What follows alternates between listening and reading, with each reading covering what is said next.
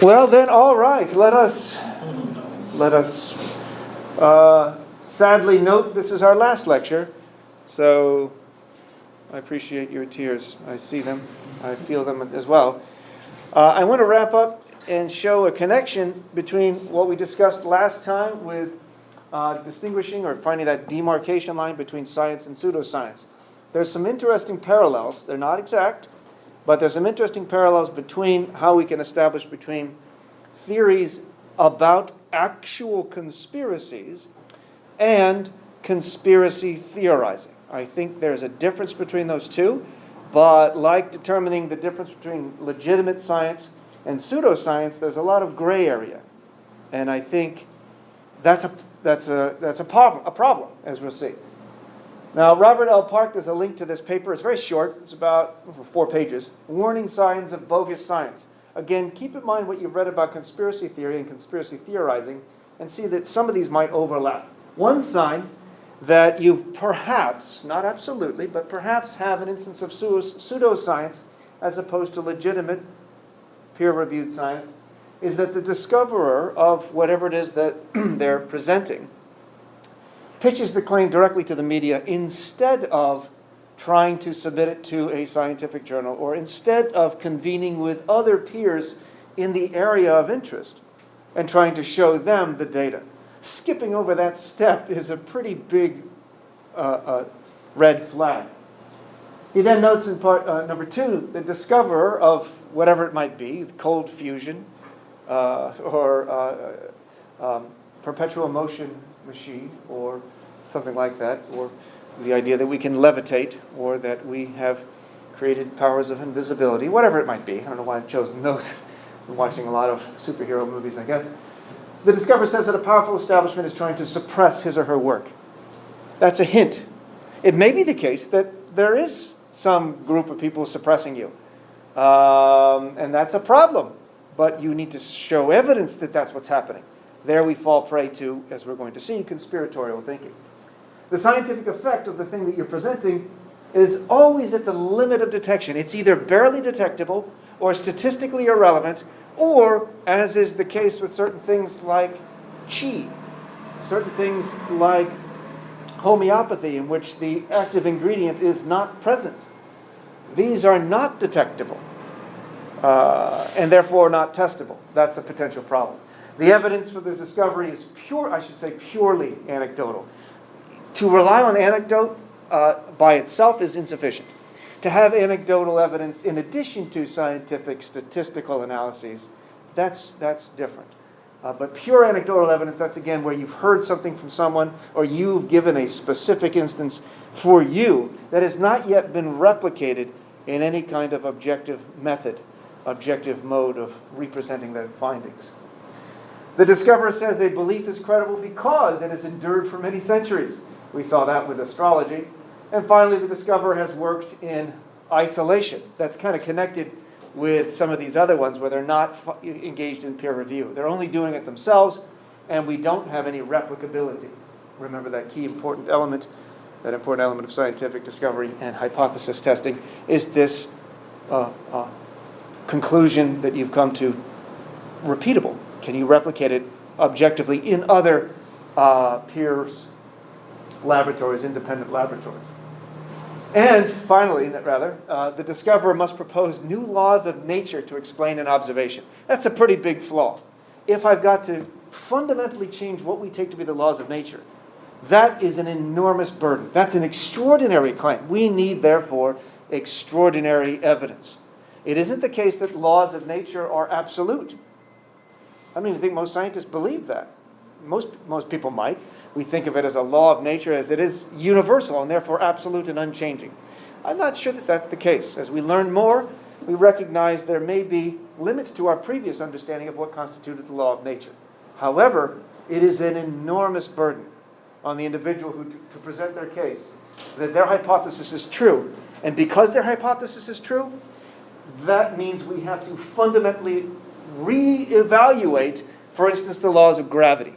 And if the theories of transcendental meditation are true, that we can actually levitate, that changes our conception potentially, fundamentally, about how gravity works. And maybe we should. But notice, there has been no data, no paper written, no evidence offered to show that levitation is possible, much less how it could be done. And if these were people who claimed to be able to do this with integrity, they would want the people in the world to know how it's done. And related to conspiracy theory, this is a good transition, they would not be able to keep it secret. You cannot keep something secret that is that mind-blowing, that potentially in violation of the laws of nature. And that's going to be important with conspiracy theorizing, because with conspiracies, one of the key elements of them is, in fact, the capacity for people involved to keep a secret. Now, I start with this. You're all familiar with Q. Everyone here is familiar with Q, is familiar with QAnon. A precursor to that were certain posts on 4chan, this webpage which I suggest not ever looking into unless you're doing some research, and then spend only a few minutes at a time on it. But if you go back to December 4th, 2016, and this is from the reading from, a suggested reading from Adrienne LaFrance from The Atlantic. She did a piece on the prophecies of Q. This is from 2020. She opens with this. December 4th, 2016, James Madison Welch grabbed his cell phone, a box of shotgun shells, 3 loaded guns, a 9mm AR-15 rifle, a 6-shot 38 caliber Colt revolver, and a shotgun, and hopped into his Toyota Prius, which that's kind of incongruous with the previous claims. He drove 360 miles to a well-to-do neighborhood in the Northwest Washington, D.C. He parked his car, put the revolver in a holster at his hip, held the AR-15 rifle across his chest, and walked through the front door of a pizzeria called Comet Ping Pong. What is this referencing?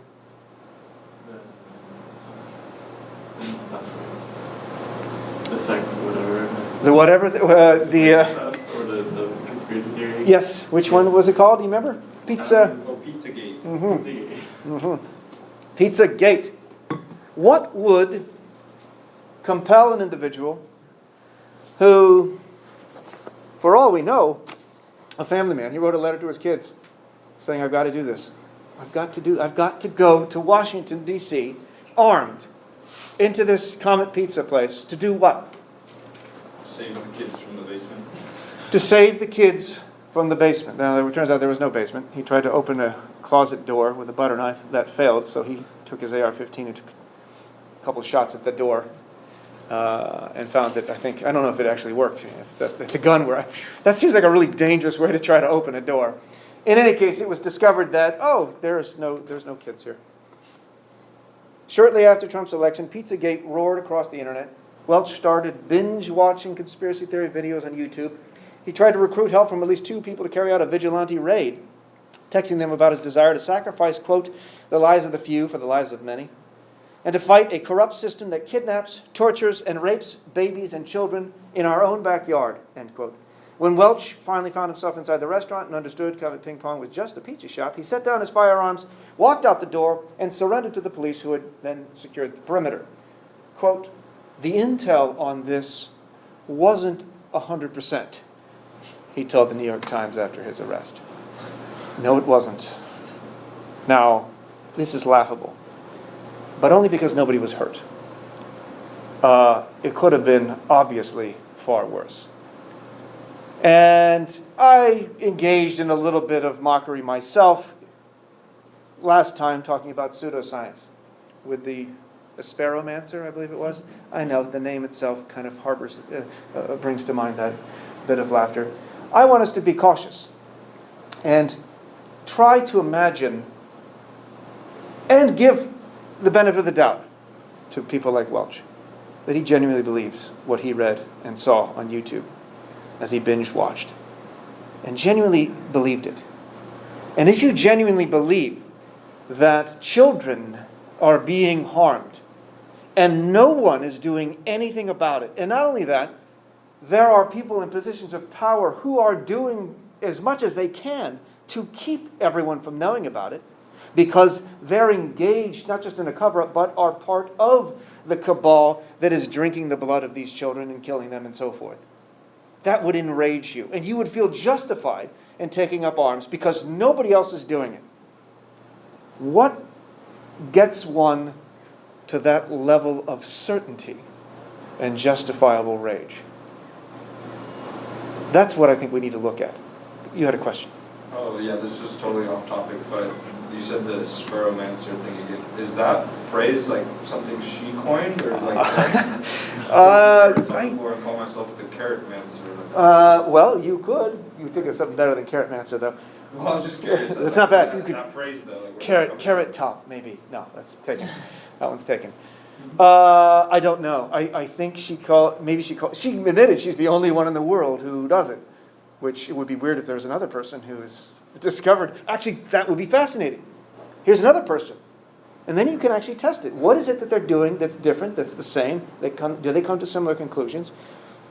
I don't know. I just wasn't sure, like the last part, like the mancer, is that like a... No, that sounds like a negative, a pejorative that somebody's used to mock her, but I don't recall if she used it. You could look that up. You'll find her, I'm sure. I don't know if she's still doing prognostications. But Q is, I believe, he has a lot of followers. How many followers does he have? He is presumed to be he, because that's what his followers call him.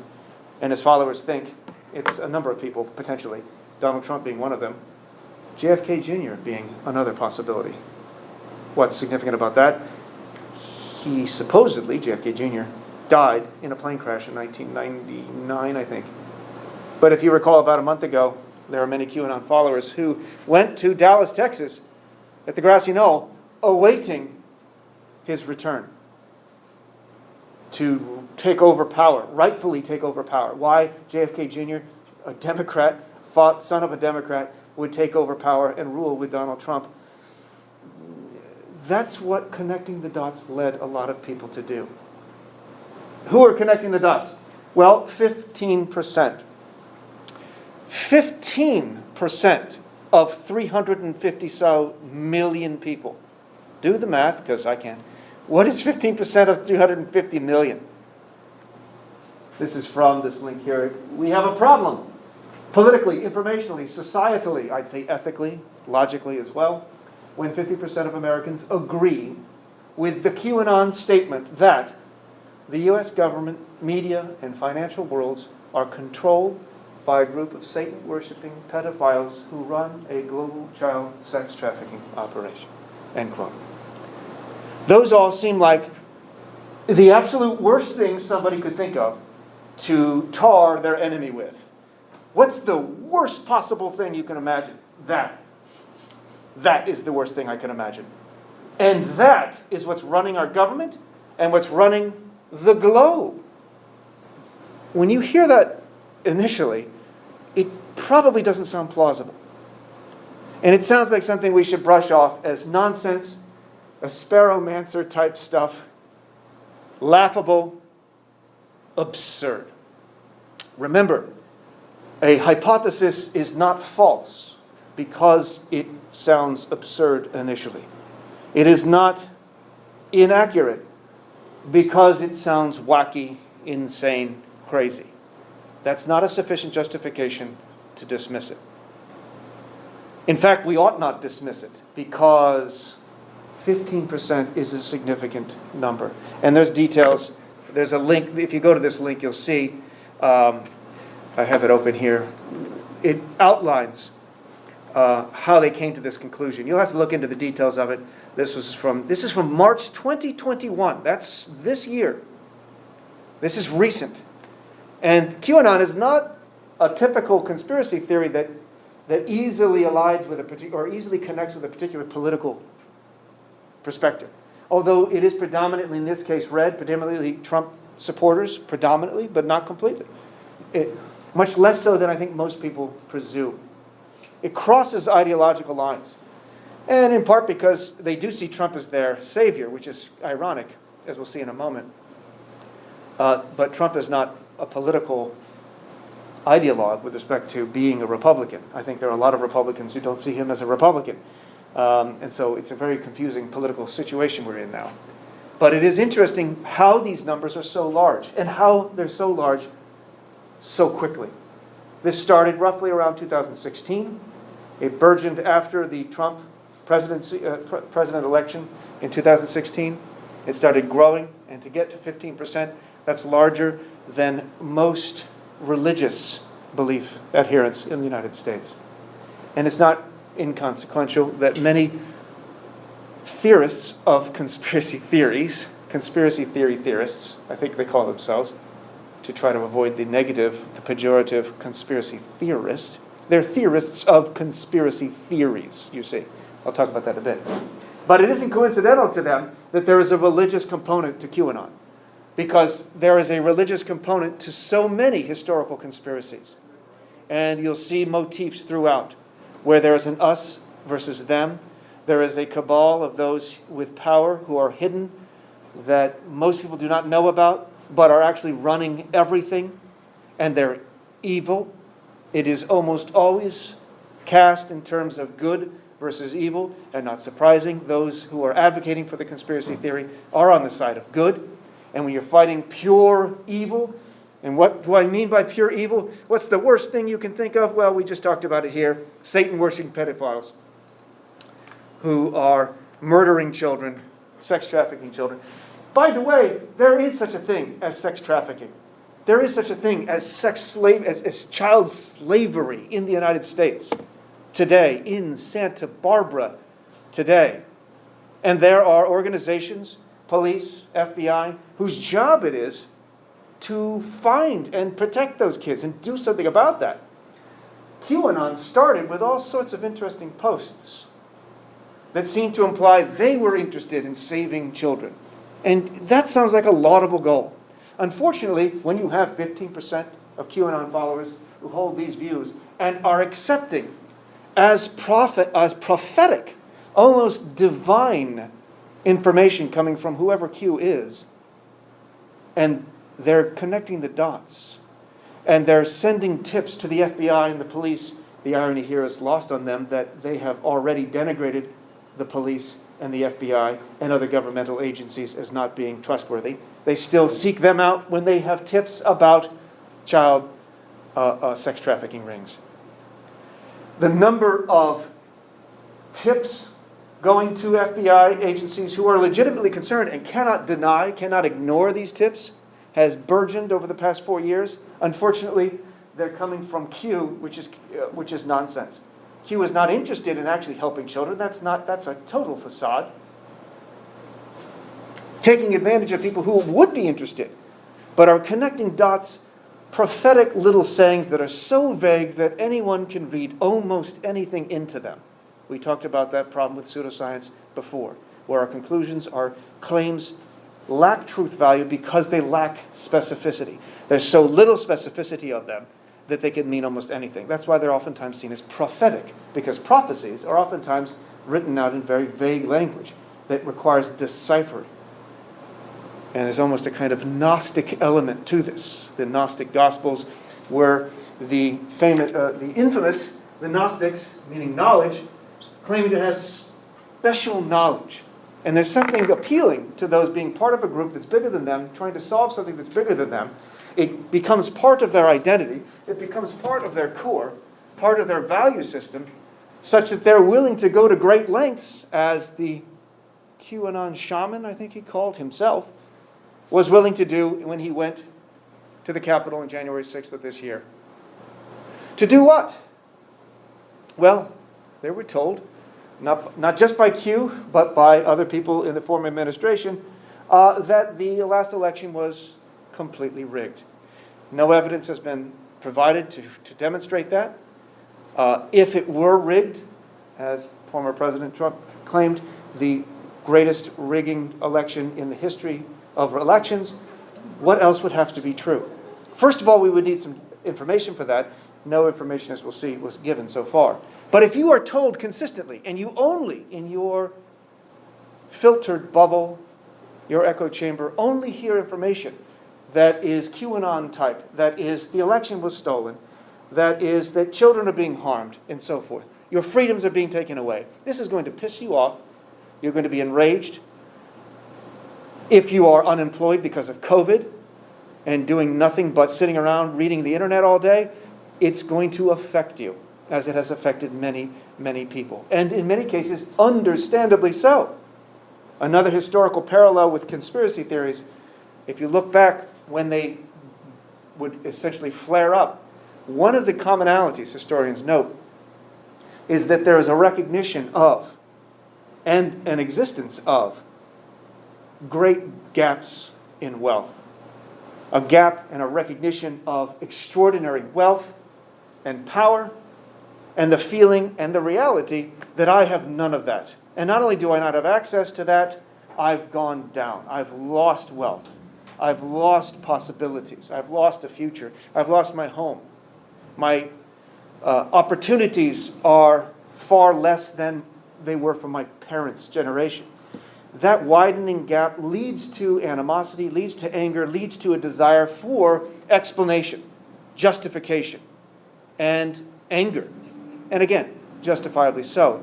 But the problem is, when angry people looking for explanation seek information, and they go to web pages like 4chan or 8chan or 4kun or OAN or other, usually on the web page, websites, instead of connecting the dots, which is what they're told by the Alex Joneses of the world, what they're told by the QAnons of the world, think for yourself. Think critically. Do your own research. Connect the dots. All of that language sounds wonderful. It's propagandistic in the sense that the individuals who are telling people to connect the dots are at the same time feeding them bits of information that can be connected in any way they want.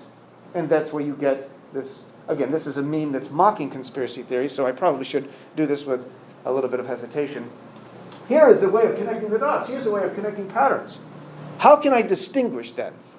And at the end, we'll talk about how do we respond to people who are caught up in a conspiracy theory that we deem to be problematic and dangerous, and not just sort of a frivolous, funny thing like the earth is flat, to the extent that that's funny.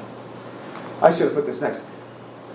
Here's a hint that you've got conspiratorial thinking or conspiracistic thinking as opposed to merely theorizing about a conspiracy as a cause of this particular situation.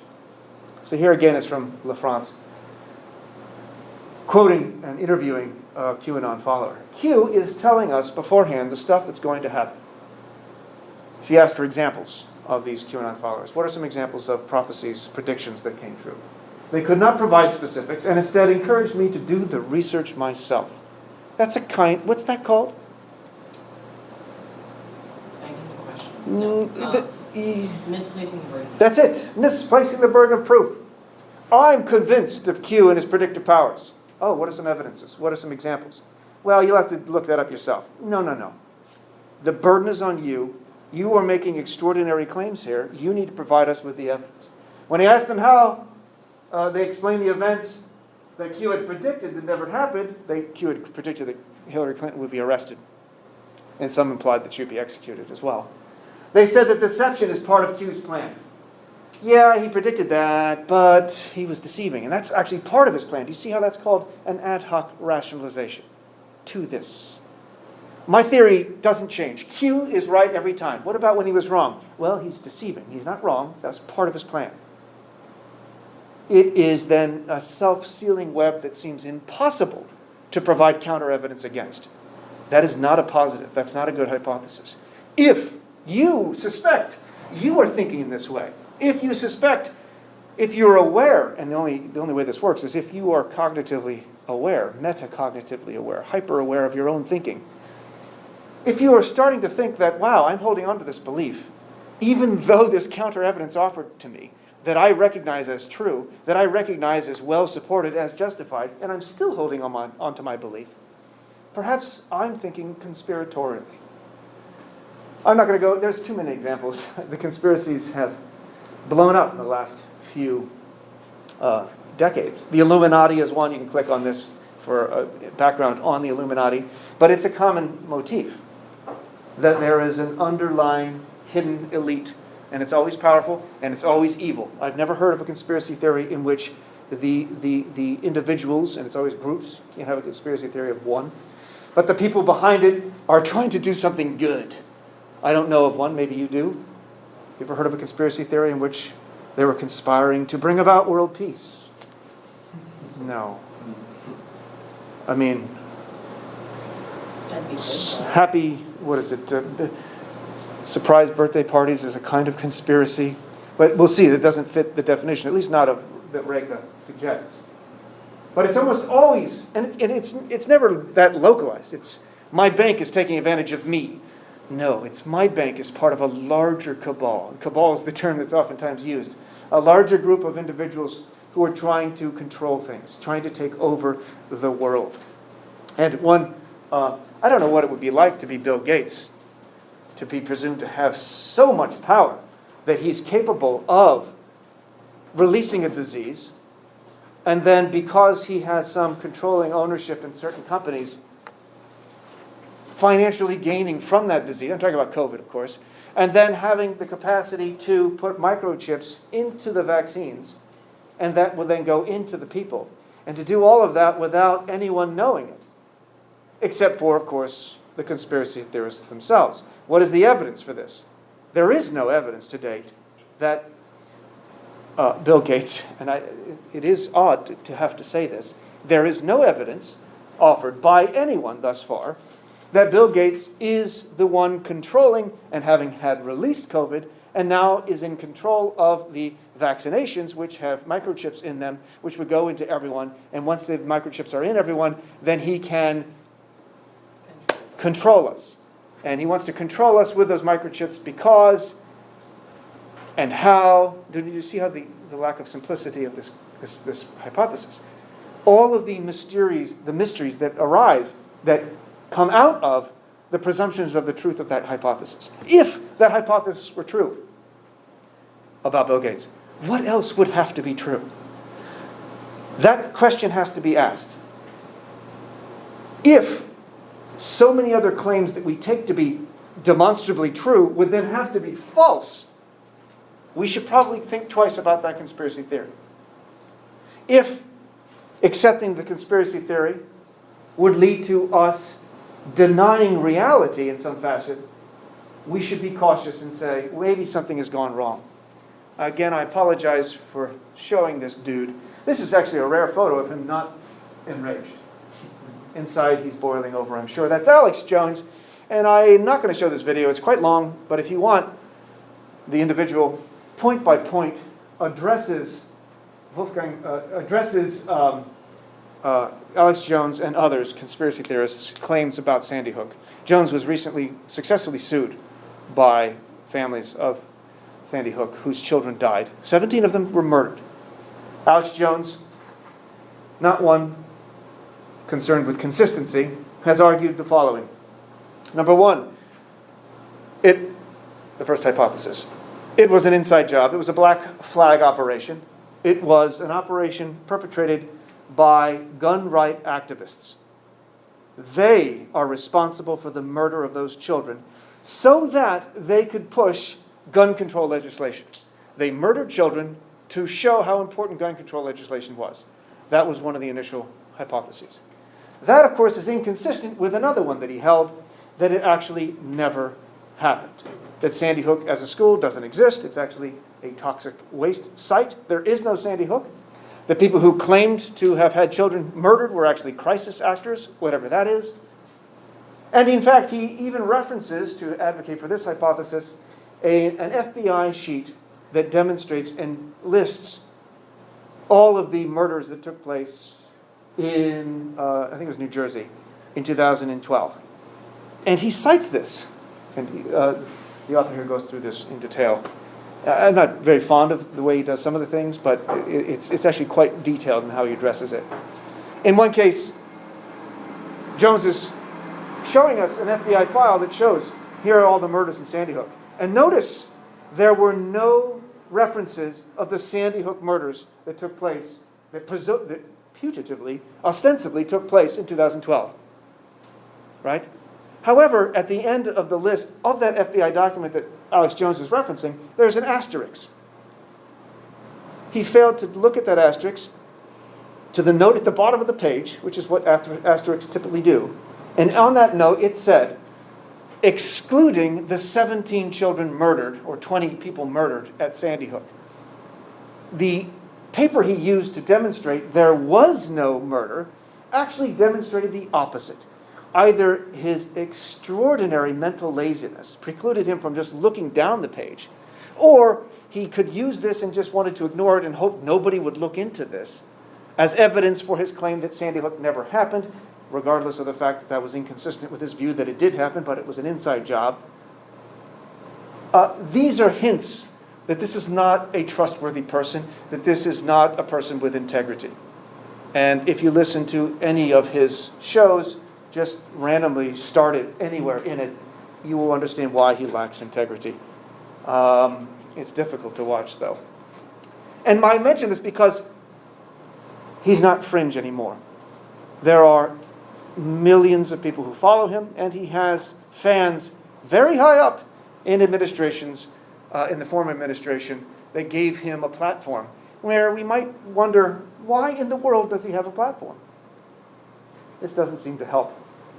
Other thought experiments, other conspiracy theories, one being one pushed by U.S. Senator James Inhofe, who is still a senator, who wrote a book called The Greatest Hoax: How the Global Warming Conspiracy Threatens Your Future. I have not read that book, so I cannot critique it, other than to know and to tell you his evidence for this being a hoax and that there really isn't any climate change is when he brought a snowball to Congress to show them that how could global climate change be happening? How could global warming be happening when it snows in certain places at certain times? I hope I don't need to say anything further about that. That is not sufficient defense. And admittedly, I haven't read his book, and I don't believe I am. There's simply not enough time. This is the argument we saw in a previous article. We just simply don't have the time to read everything, nor should we be obligated to evaluate this, but other people have. And you can tell, if it's saying it's a hoax, what must be the case? Here's an hypothesis. And the numbers change depending upon the study and depending upon the questions, but it's always been, the last 20, 30 years, over 90% of climate scientists claim climate change is happening, and there are anthropogenic causes of it. Humans are playing a role in climate change. One view is they could all be mistaken. They're good faith scientists, they're just all wrong. Their computer models, their studies across the globe have all been mistaken. That's a possibility. That's not what he's saying. He's saying not only are they all wrong, but they're all lying.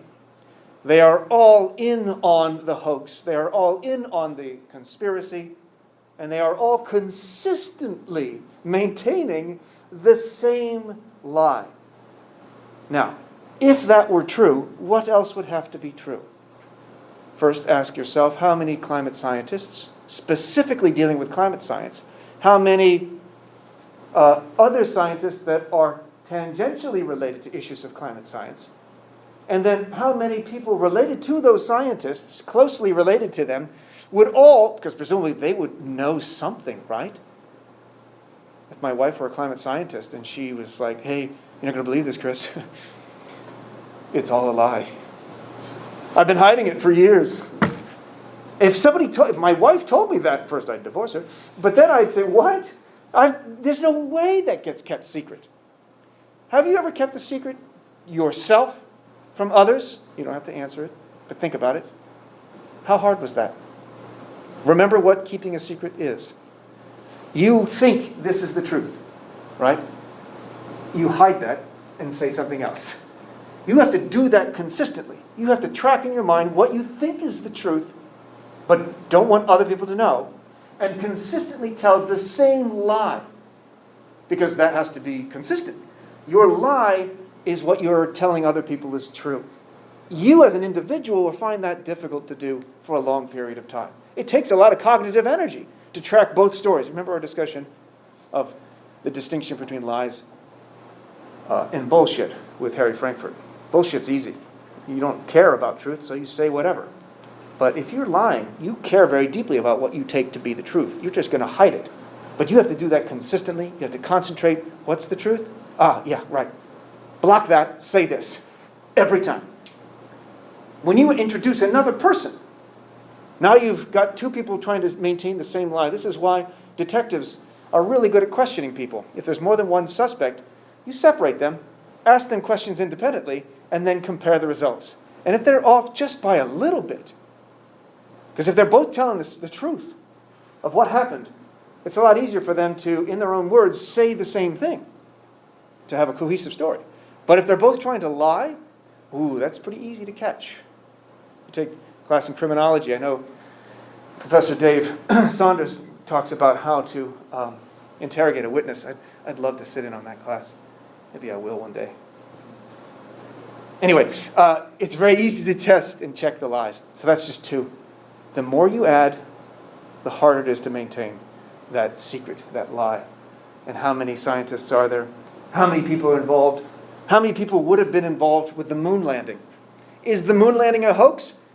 I might have mentioned before, Buzz Aldrin, who's pictured here, got so upset with some dude following him, they have a video of this, and getting into his face and saying, "Why won't you tell the truth? Liar, criminal, thief." I don't know how he called him a thief. I don't know what he was stealing. And Buzz Aldrin finally just punched him in the face. After years and years and years of being told, "Nah, you didn't land on the moon." A hoax. It was all done in a Hollywood theater, or what do they call that? Hollywood studio. There you go.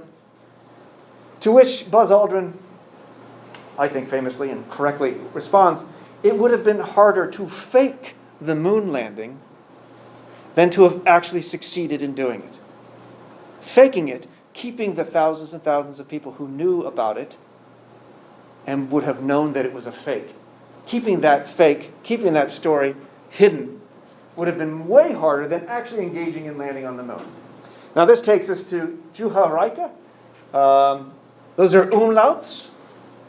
I've never seen someone's name with two umlauts, but he has two of them.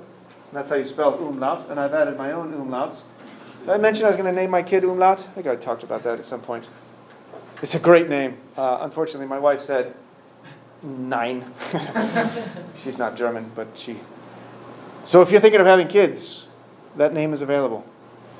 Umlaut, that's how you would say it. It's very German. He's actually Finnish, though, so he's from Finland. He is the editor of this special journal entry from Argumenta, 2018, and in it there are a number of I think there are like 6 articles on issues of conspiracy theories. And his is the introductory one, and he asks, I think, some of the right questions. Namely, first of all, what is a conspiracy theory?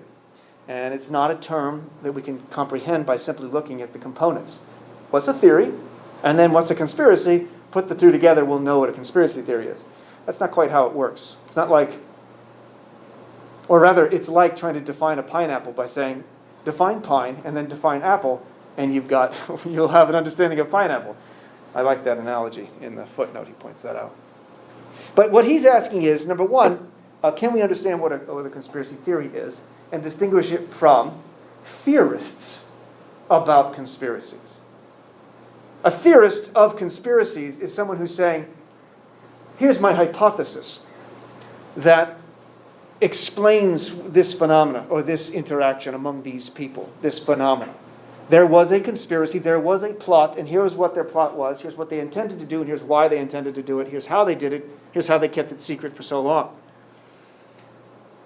That's different than a conspiracy theorist who has a different mode of thinking, according to many philosophers. Not everyone agrees on this point. There are generalists and particularists. The generalists say, for the most part, conspiracy theories are the result of flawed thinking, and they should not be accepted.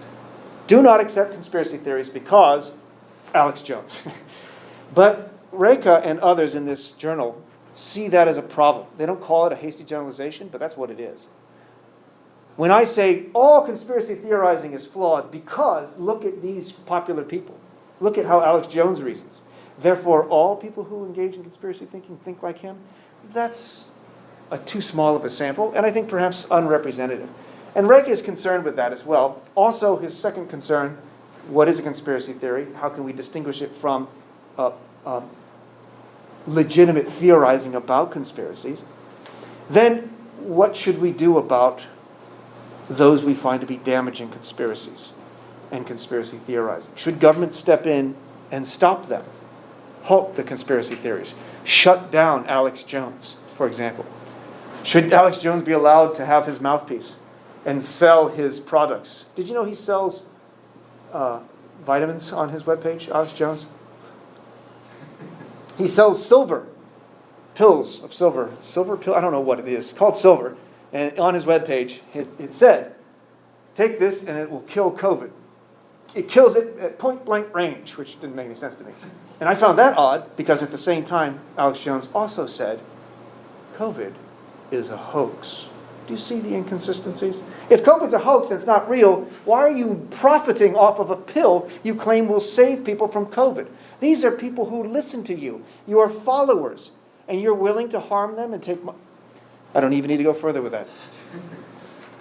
Okay. Not every conspiracy theorist is like Alex Jones. Now, back to Reka. Are there sufficient, necessary and sufficient conditions for something to be conspiracy theory? Reka is not sure, and offers, at the very least, an attempt at defining this in sort of everyday, ordinary language. And there are two criteria he'll look at. One of them is the conflict. That is, the conspiracy theorist's view, position, hypothesis, goes against, is in conflict with the epistemic authorities, the official narrative. An epistemic authority might be a university, might be a group of scientists, it might be journalists, it might be government organizations, right? Those epistemic authorities who have the official story. So the official story of 9/11 is that planes were hijacked, flown into the Twin Towers, and they eventually collapsed from the heat and the fire from the jet fuel and so forth. The unofficial narrative, the conspiracy theorist narrative, is no way jet fuel can burn hot enough to melt the internal structure of those buildings. The only explanation, or alternative hypothesis, is that it was an inside job. President Bush had something to do with it because he wanted a pretext to go to war with Iraq. Do you see the problems there? Iraq turned out to have nothing to do with 9/11. After the fact, we discovered this, and that the buildings were detonated from within, which implies what? What else would have to be true if that hypothesis were true? First, it's logically possible that it is true. I can imagine, without contradiction, an inside job. I can imagine a government wanting to cause a war, and the Gulf of Tonkin might be an example of this, where we create a dilemma, we create a disaster as a pretense to go to war with our enemy. I can see that as happening. That's logically possible. But just because something is logically possible, that's not nearly enough to say, therefore it is. And that is a sign of conspiratorial thinking, right? What's the evidence that JFK is going to rise from the dead and take over the government? Where is your evidence? The response to that question from a Q&A responder is, where is your evidence that it's not happening? That is not good. That's not playing by the rules of argumentation. That's not enough to say, aha, that's a fallacy. That's misplacing the burden of proof. That's arguing from ignorance, therefore conspiracy theory. Don't do that. Because there are plenty of people who are not conspiracy theorists who fall prey to fallacies. But that is a hint that something is amiss at the very least. Anyway, what else would have to be the case? It's logically possible that the Twin Towers were knocked down by internal bombs set by the U.S. government. That is possible. What else would have to be true then? Number one, that the government was willing to kill its own citizens. Number two, that the government knew that planes were going to be flying into the buildings, and they knew exactly when that was going to happen. It all becomes extraordinarily difficult to accept. It doesn't mean it's false, but the burden must be on those who make that extraordinary claim. And something I didn't talk about, this came up actually in the intro class with a discussion of the teleological argument for the existence of God and the surprise hypothesis. Something I should have brought up when we talked about inference to the best explanation, abductive inferences. And it applies here. Reka references surprise on page 212. very quickly, the surprise hypothesis, or the surprise test, would be one in which I've got two hypotheses to explain a single phenomenon. And each of the hypotheses are equally good in various ways. But one of them is way more surprising than the other. That is to say, if hypothesis A were true, it would be extraordinarily surprising to anyone involved. And I gave the example of Mount Rushmore. One hypothesis is that Mount Rushmore, with all the presidents, the 4 presidents, was carved by a sculptor who intended to carve those presidents. That's one hypothesis. Are you surprised if that's true? Is there anything surprising about that? No. The other hypothesis is that wind and water erosion caused Mount Rushmore and those presidents' faces looking like those presidents' faces. If that were true, that would be extraordinarily surprising. And therefore, that's a ding against that hypothesis. Bless you. Especially if there is an alternative hypothesis that is much less surprising. And indeed, in this case, there is. So, he points on a distinction for how to tell whether we got conspiracy theory versus something else.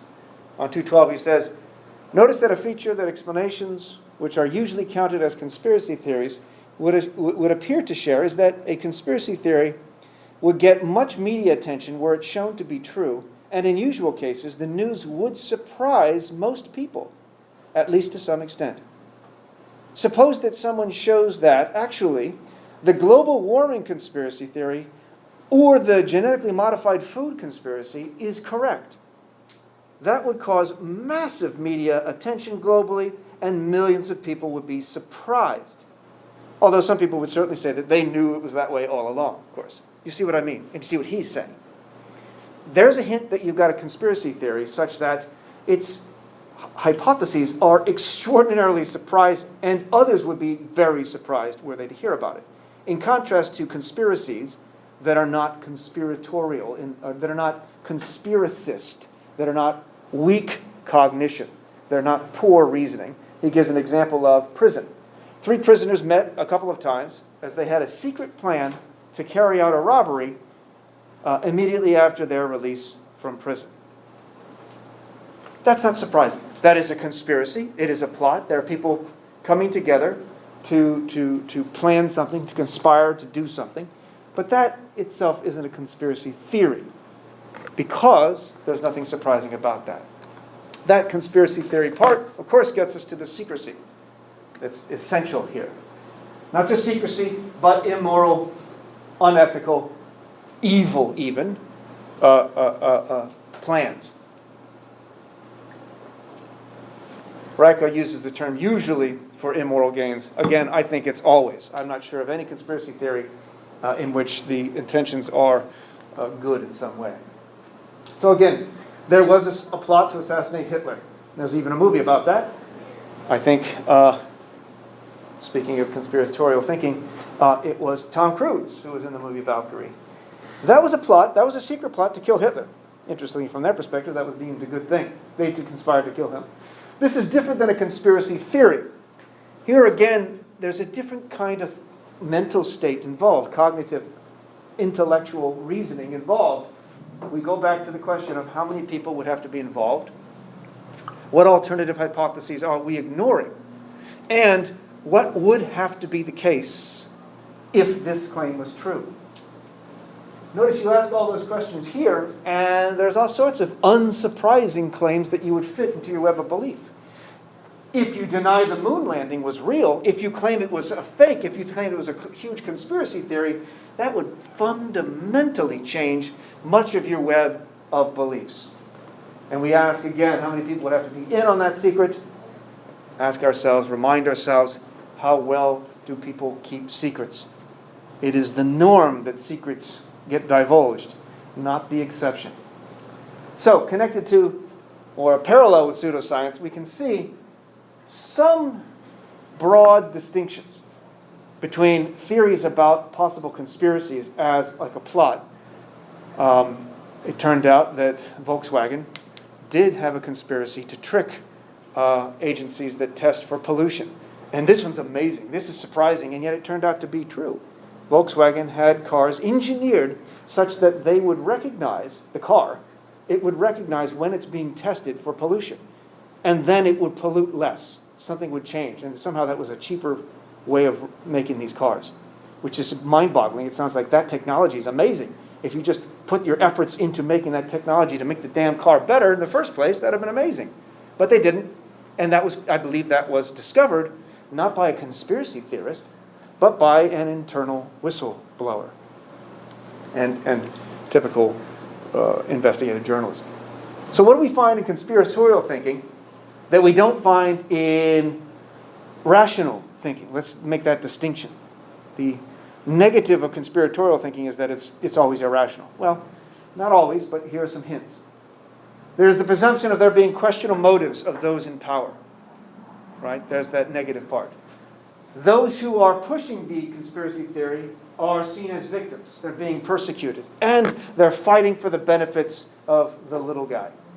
There is such overriding suspicion that they're willing to undermine all of the normal sources of knowledge.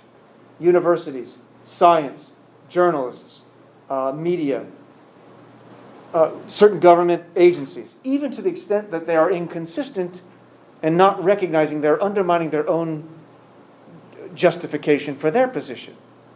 When the conspiracy theorists tell us, you need to think for yourself, you need to think critically, you need to look and connect the dots, see where the evidence takes you. That reasoning they suggest for others to do does not get applied to their own conspiratorial view. They have so much overriding suspicion of these sources of information that they engage in what Carl Sagan again referred to as the nuclear option. Blowing up all sources of knowledge, failing to recognize that takes away, that undermines their own source of knowledge to support their particular conspiracy theory. So, for instance, those who claim that vaccines and the scientists pushing them are damaging and harmful to people will apply to other scientists and say, here's where our justification comes from. But when they're denying the scientists who claim that COVID vaccines actually help and do not have such adverse side effects that they lead to the deaths of thousands and thousands, the anti-vax position there is to say, well, who's to say and how do they know? Who do these scientists who think they know better? And so they undermine scientists as a source of knowledge. And even in some cases, science itself, which unwittingly undermines their own case that relies upon other scientists to justify their claim. The view that nothing is an accident, which is to say everything happens for a reason. And again, go back to our discussion of pattern recognition, go back to our discussion of science and pareidolia, and the desire innate, I guess, for finding explanations about things in the world. We prefer explanations to no explanations. Even if the explanations are bad, that's better than none. We don't like being told, I don't know. We don't like being told there isn't a reason for this. And to call something an accident implies it could have happened on purpose. So to say nothing is an accident is an odd phrase. If a rock falls down onto your car, we wouldn't say that rock fell accidentally, because that implies the rock could have fallen on purpose. But rocks don't fall on purpose or on accident. They have causes, and their effect might be destroying your car. But to say that it happened accidentally is kind of weird, because that already gives it a kind of power that rocks simply don't have. But to say that nothing is an accident is to say there's a reason for everything. To say there's a reason for everything is usually to say there is an underlying cause. And here's almost the theological apocalyptic attitude that's found in a lot of conspiratorial thinking from time immemorial, that there's something wrong and it must be fixed.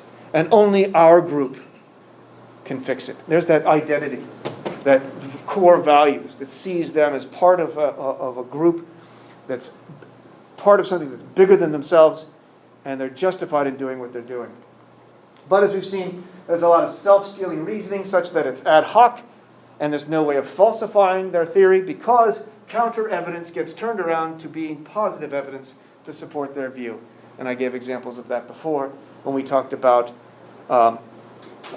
Q dropping information that's inconsistent with reality, Well, there we just say Q was being deceptive, and that's part of his plan, which is, again, impossible to refute, similar to The Secret, for example.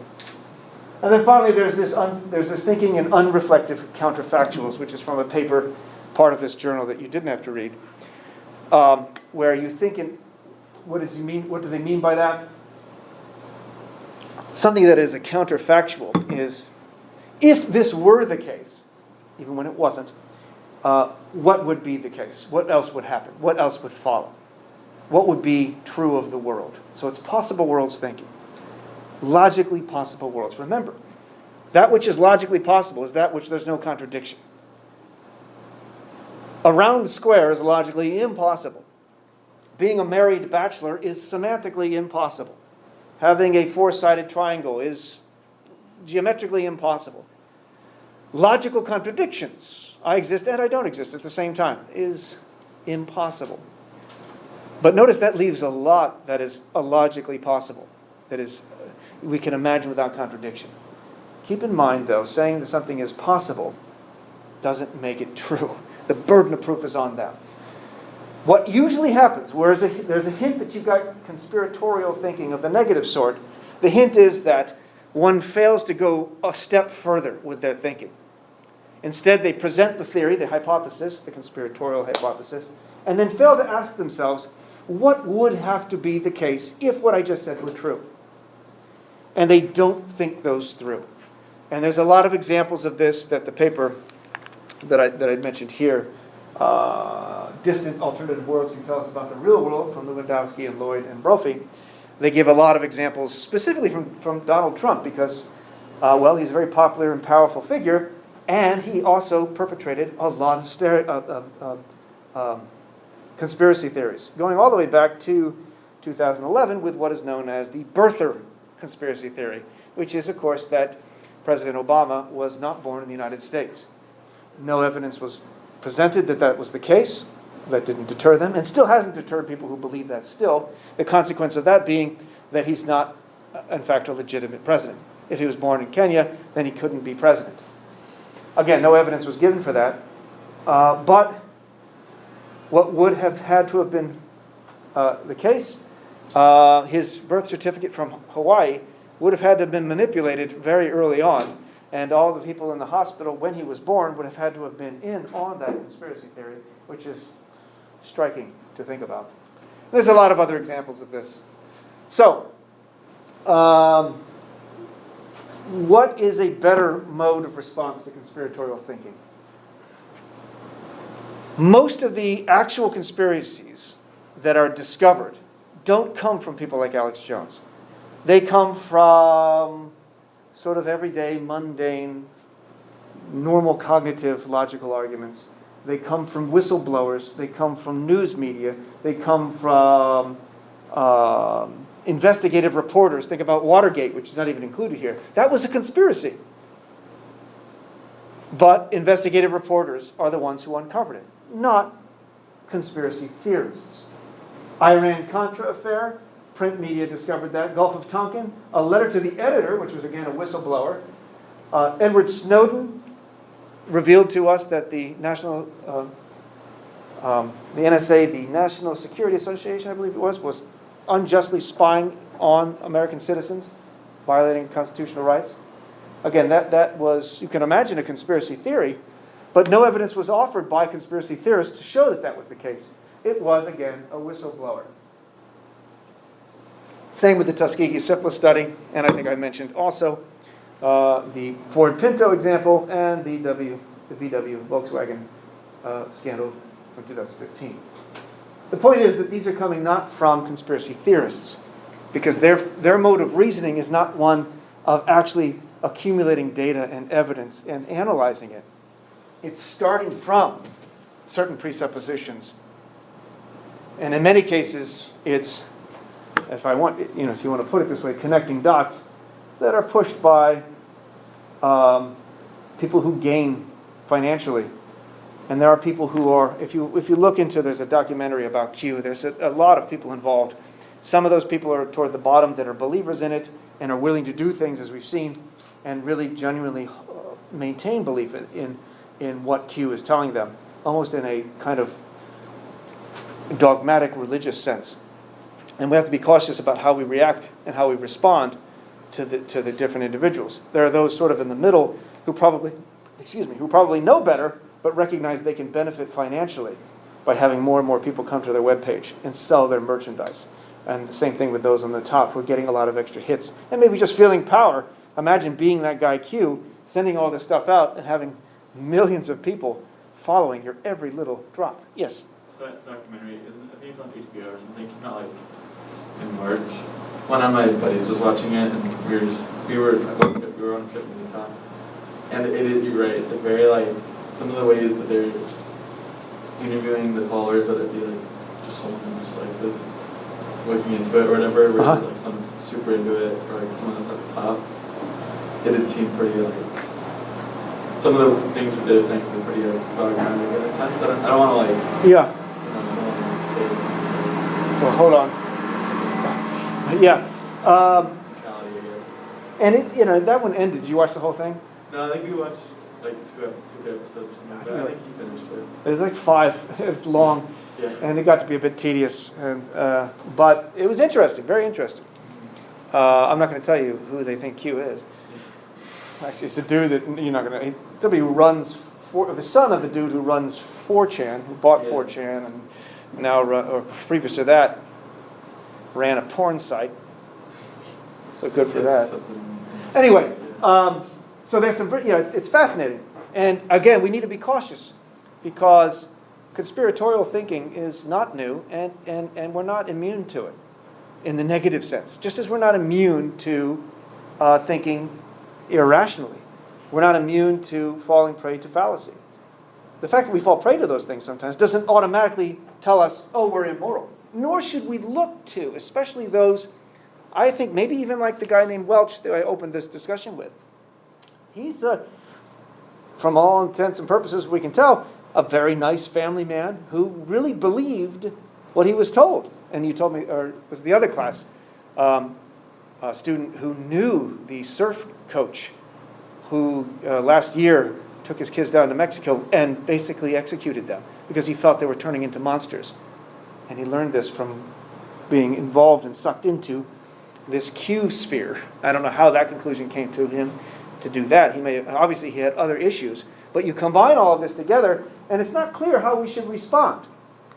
I'll talk about that in a moment and we'll wrap up. One of the ways that we should respond is what we've been doing this whole semester. Seek a kind of default rational skepticism. Not the absurd degree of skepticism that denies everything that goes against what you believe. That's a kind of dogmatic skepticism that is useless and dangerous. But that middle ground between conservatism and revisability of our web of beliefs. That tension between the two. Ask yourself, if this hypothesis were true, what are you saying? Is it a plot among a small group of people? And what is their intention? What are they intending? How are they intending to do it? How are they keeping it secret? The larger the conspiracy, the less likely that this is going to be true, because of the simple fact that human beings are more prone to let secrets out than to successfully keep them. And that is more so the case the more people involved who have to say and keep a consistent story. Extraordinary claims require extraordinary evidence, which is to say, it is the task, it is the burden of the person presenting the position. If you believe this conspiracy theory is true, provide us with evidence. If you cannot provide us with evidence, do not tell us to go do the research. That is cheating. You're breaking the rules of argumentation. If you really want to convince us that this is the case, show us where the evidence is, show us how your hypothesis, and then we go back to the criteria of adequacy of testing hypotheses, show us how your hypothesis makes sense in the face of alternatives, which is the biggest issue with conspiracy theories and with pseudoscience. There's the main connection. Failure to look for alternative hypotheses and give them their due. That's something that we all need to consider as we are confronted with evidence that might go against our worldview. Is it a viable alternative? And is it falsifiable? Ask the conspiracy theory, I might have already mentioned this, what would have to be the case? What would convince you? What evidence would have to be such that you would change your mind about this conspiracy theory. And if they can't give you any, if you couldn't give any about whatever belief you hold that you find to be cherished, right? Whatever that might be, what evidence might I come across that would change my mind about this or that? Bless you. And if you can't imagine any evidence changing your mind on that particular view, that's a problem about that particular hypothesis. All right, this is review. What would have to be true for the conspiracies to be validated? Everyone directly and indirectly involved would have to keep silent. What are the incentives to reveal the conspiracy for those inside and out? And what are the consequences of the failure of the conspiracy? So, for instance, what would be the consequences of NASA if it turned out that they faked the moon landing and that got discovered? Well, they would be no more, presumably. So there's a lot of other things you want to ask. This is a review. Information is difficult to control. The norm is unpredictable leaks of information. That's not the exception. Years ago, there was a bunch of secrets that the Secret Service even divulged when they weren't supposed to. So even they can't keep secrets. Remember, I think that's one of the key concepts to keep in mind here. And then there's this, which I'm not going to go through. This is from that other paper I referenced. It's a specific example where Donald Trump accused the former President of the United States, Obama, of tapping his phones. If that were true, what else would have to be true? And there are a couple of alternatives that the paper considers, and either of those alternatives are both horribly implausible, terribly implausible, but for different reasons. Again, asking this question, what else would have to be the case if what Trump was accusing was in fact true? And it turns out that these alternative hypotheses, it turns out that these other claims that would have to be true if Trump's hypotheses against Obama were true were just absurd. And you could say the same thing with respect to the birther example and with the 2016 election where he lost the popular vote by 3 million votes. The justification for that was that there happened to be 3 million illegal votes cast. And we talked about that already. What would have to be the case for the hypothesis that he actually won the popular vote? Well, as I mentioned, it would have to be more than 3 million. In fact, it would have to have been about 9 million for that hypothesis to actually go through. And there's details of why that is in the text. And the same thing with the 2020 election. He claimed that there was massive fraud on a scale never seen before. What would have to be true for that? There would have to be lots of people in on that conspiracy. And we'd have to wonder why on the ballots where he lost, but other people of his party won, somehow that ballot was flawed, but only for the presidential, not for the Congress, not for the Senate, not for governors, and so forth, where people of his party won. That seems inconsistent. I'm going to skip through all this. Finally, like the acceptance of the fake moon landing, there's way too many other reasonable beliefs that we would have to be discarded to sustain the conspiratorial thinking. And this would be inconsistent and therefore irrational. This leaves us with a question I'm not going to address, I'm not going to answer, but I'm going to have you think about. What do we do about conspiracy theories? Are we concerned about them? Or is it only the dangerous ones? Or is it only the false ones that we find a problem? Because, as Reka points out, we want to know when there are actual conspiracies, like the VW example, like the Ford Pinto example. Those are conspiracies. We want those unearthed. There's a benefit for letting conspiratorial thinking flourish, because it is skeptical thinking, and skeptical thinking is a good thing. There's the worry, though, of course, when it goes too far into the extreme skepticism. And he asks the right question here on page 213. Critical questions: whether it is more important to prevent harmful conspiracy theories than to prevent harmful conspiracies. A harmful conspiracy theory might be that COVID is not real, that it's made up, that it's a hoax by the Chinese government.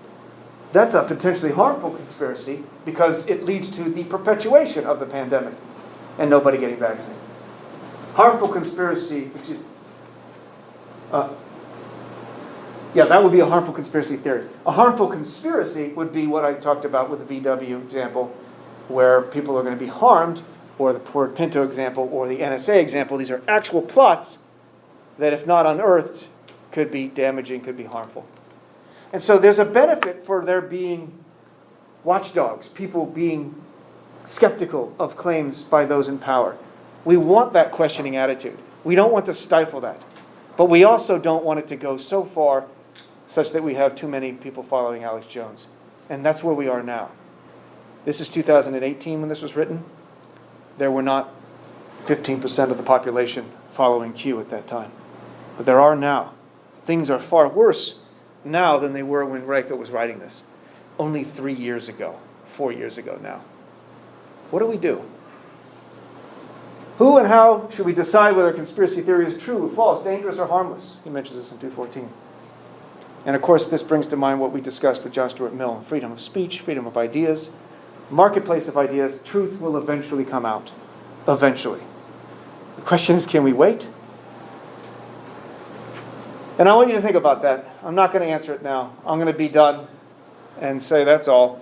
And have you remember what I started with this semester? Oh my goodness. Wow, that's good. Thank you. I'm all tingly now. I feel good. I should probably end with that. I was going to end with, remember, it's not climate change. It's not nuclear holocaust. It's not pandemics that is ultimately the worry, that is the problem. But it's irrational thinking that underlies each of those problems. In any case, I will end with that cheer, and I have a few more memes. Take care now. Bye-bye, then. This was a good one, the little dog. I probably should end with that one, but there's more. You're awesome. I bid you farewell as I must depart. Blah, blah, blah. There's Dwight Schrute. It takes forever to say goodbye. False. It takes exactly 0.978 seconds to say goodbye. And that's the last one. Okay, so I'll see. Oh, more. I will see you all next semester.